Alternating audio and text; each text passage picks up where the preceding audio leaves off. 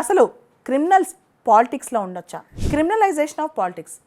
పాలిటిక్స్లోకి రావాలంటేనో, పాలిటిక్స్లో కంటిన్యూ అవ్వాలంటేనో అర్హత క్రిమినల్స్గా ఉండాలా?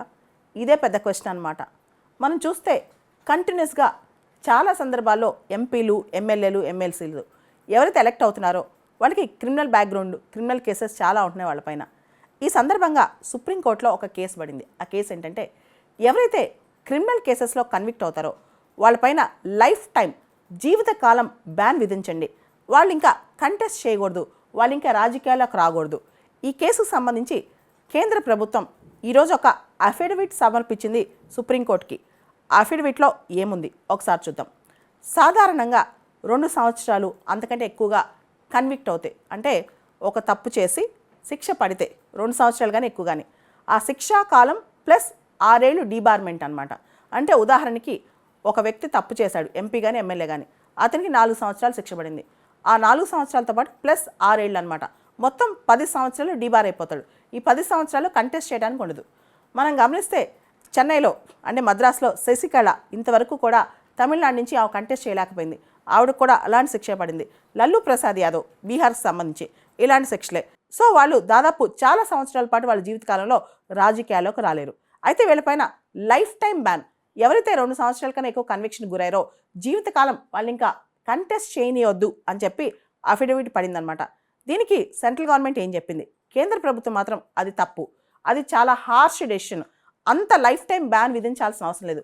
ఇప్పుడున్న శిక్ష ఏదైతే 6 సంవత్సరాల డిబార్మెంట్ పీరియడ్ అంటే శిక్షాకాలం ప్లస్ 6 సంవత్సరాలు, అది చాలు వాళ్ళని డిటర్ చేయడానికి, వాళ్ళని భయపెట్టడానికి. అంతకంటే ఎక్కువ చేస్తే అది హార్ష్ అవుద్ది, ఎక్స్ట్రీమ్ అవుద్ది అని చెప్పి సెంట్రల్ గవర్నమెంట్ సుప్రీంకోర్టుకి అఫిడవిట్ సమర్పించింది. ఇక్కడ మనం కొన్ని అంశాలు గమనించాలి. నేర చరిత్ర కలిగిన వాళ్ళు రాజకీయాల్లోకి రావటం, దీన్ని మనం ఆపగలమా? అయితే మనం ఆపేదేంటి, లేదా పార్లమెంట్ చట్టం చేసేదేంటి ప్రజలకు తెలీదా? మనకి అఫిడవిట్ సమర్పించేటప్పుడు ఆ తర్వాత వాళ్ళ ఆస్తుల చిట్టా లేదా వాళ్ళ క్రిమినాలిటీ, ఎన్ని కేసెస్ వాళ్ళపైన ఉన్నాయి, ఇవన్నీ కూడా ప్రజలకు తెలుసు. అన్నీ కూడా myneeta.com వెబ్సైట్లోకి వెళ్తే వాళ్ళ నేత పైన ఎన్ని కేసులు ఉన్నాయో అన్నీ తెలుస్తుంటాయి అనమాట.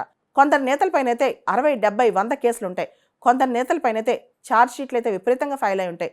మరి వీళ్ళు అసలు ఏమీ తప్పు చేయలేనట్టేనా? ఇదంతా పెద్ద క్వశ్చన్ అనమాట. దీనికి తీర్పు ప్రజలే ఇవ్వాలి, ప్రజలే చెప్పాలి అనేది చాలామంది అభిప్రాయం.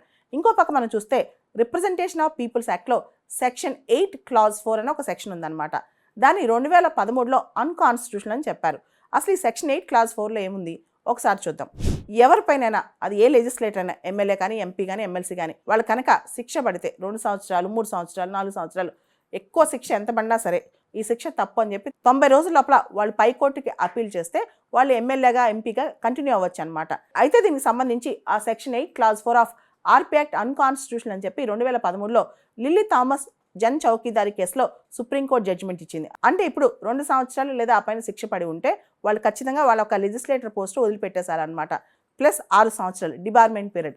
అయితే సెక్షన్ 11 ఆఫ్ ఆర్పీ యాక్ట్ ప్రకారం ఈ డిబార్మెంట్ పీరియడ్ అంటే వాళ్ళ కన్విక్షన్ పీరియడ్ తర్వాత 6 సంవత్సరాలు కంటెస్ట్ చేయకూడదు. ఆ డిబార్మెంట్ పీరియడ్ ఏదైతే ఉందో అది ఎలక్షన్ కమిషన్ కొన్ని ప్రత్యేక కారణాల దృష్ట్యా కండోన్ చేయొచ్చు. అంటే ఉదాహరణకి 6 సంవత్సరాల డిబార్మెంట్ పీరియడ్లో సంవత్సరం కండోన్ చేయొచ్చు, 2 ఏళ్ళు కండోన్ చేయొచ్చు. అలా ఎలక్షన్ కమిషన్కి సెక్షన్ 11 ఆఫ్ ఆర్పీ యాక్ట్ కింద ఆ ప్రత్యేకమైన విచక్షణ కూడా ఉందన్నమాట. మొత్తానికైతే ప్రస్తుతం ఉన్న 18వ లోక్సభలో 46% మంది ఎంపీల పైన క్రిమినల్ కేసెస్ ఉన్నాయన్నమాట. క్రిమినల్ కేసెస్ ఉన్న ఎంపీస్, ఎమ్మెల్యేస్ తగ్గించడానికి ఈ ప్రయత్నం మొత్తం. ప్రజలే దీనికి తీర్పు చెప్పాలి, సమాధానం చెప్పాలి.